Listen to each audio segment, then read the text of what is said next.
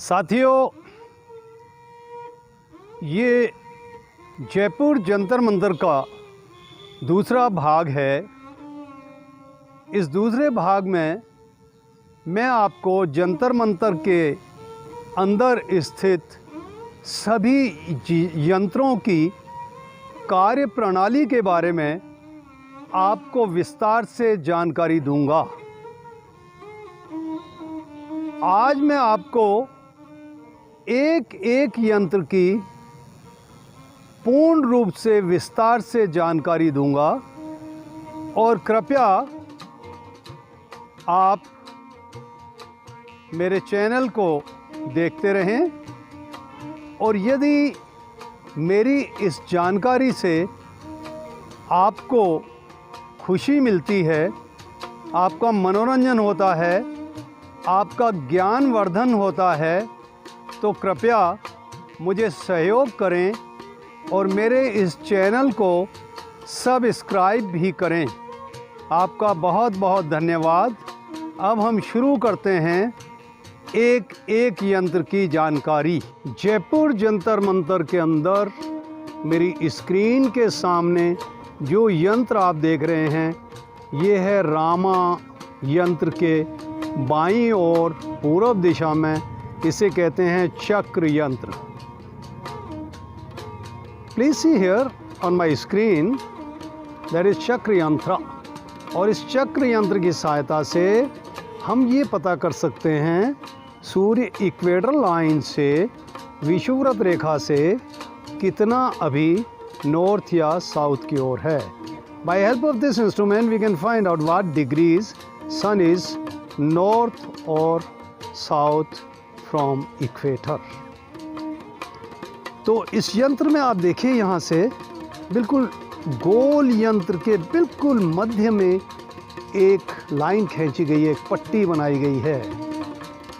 See that centre line, ये जो पट्टी बीच में बनाई गई है वो है इक्वेटर लाइन, वो है विषुवत रेखा।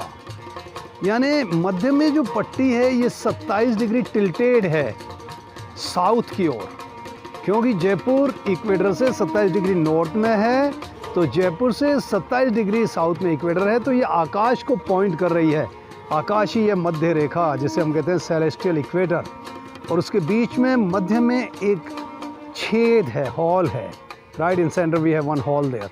तो हॉल में जब हम कोई स्टिक लगाते हैं, शंकु लगाते हैं, उसकी परछाई विपरीत दिशा में आएगी। 21 मार्च के बाद जब सूर्य उत्तरी गोलार्ध में होगा तो छाया दक्षिण दिशा में आएगी।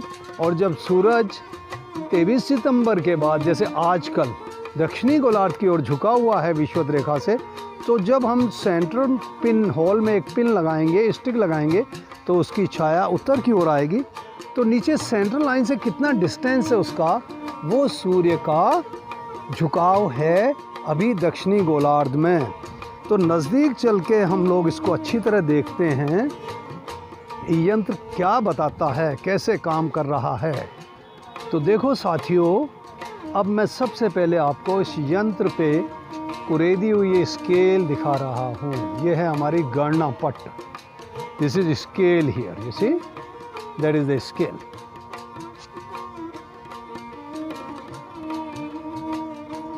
This is the scale, Garna Patt. So right here, this is center line. You see, there is center. This is center, equator line.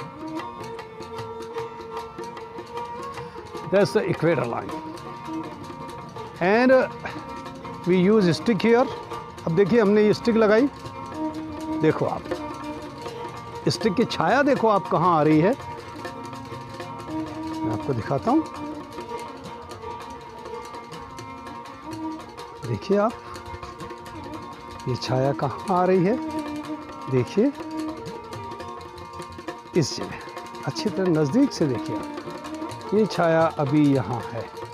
Right now the shade is here and this is equator line. Where is equator? Equator is here, this is equator line.